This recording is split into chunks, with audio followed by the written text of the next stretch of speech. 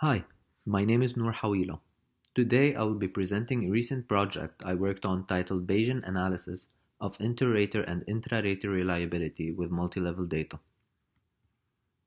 Interrater reliability is a measure of how consistent different judges are in evaluating the same phenomena. Intrarater reliability is a measure of how consistent a judge is in evaluating the same phenomena at two different time points. It is common in many qualitative, psychiatric, and animal behavior studies to have different judges score or diagnose different outcomes. Pharmaceutical companies also are interested in the reliability of raters in their trials when the treatment is clinician administered and outcome is clinician rated to improve the margin of success of their trial. It is therefore important to examine the amount of error inherent in any measurement, as an unreliable assessment of the study outcomes can have a major impact on the interpretation of the study. Assuming a binary outcome, we proposed three different approaches for modeling the probability of a positive response. Due to the nested structure of the data, say 20 different subjects, 5 different raters, and 2 time points, and each judge is rating each subject at 2 time points, random effects need to be introduced to account for the different sources of variability. An independent model that includes an intercept term and accounts for the effects of subjects, judges, and time points independently. The second model is a partially nested model that includes an intercept term and a fixed effect to account for differences between time points, and in addition to a random subject effect and a joint random effect for raters and time points.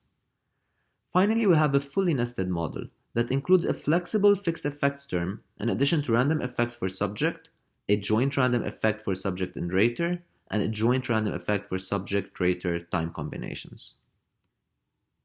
Running gait analysis is a process where usually athletes run on a treadmill in some indoor environment and a video camera is used to record.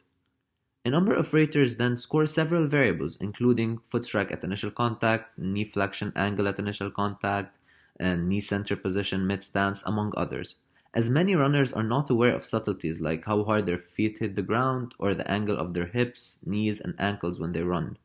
But over time, little things like this can add up, and gait analysis can be used to help get to the bottom of how an athlete's form can lead to injury or even prevent injury before it occurs. To date, traditional running gait analysis is limited by analysis to artificial running environments, using fixed video capture in controlled laboratory, medical, or physical therapy suites. In a crossover study that is now published in Sports Health, we worked with fellow colleagues from family medicine to research and analyze how treadmill gait analysis using fixed video compares with outdoor gait analysis using drone video captures. We choose two of the different possible response variables in running gait analysis for demonstration: foot strike at initial contact and knee flexion at initial contact. The response variables are changed to binary, so either good foot strike or bad. Then each of the three models are fit to assess interrater and intrarater reliability, in addition to providing WAIC, which is the widely applicable information criterion, used to help measure the prediction accuracy of each of our models.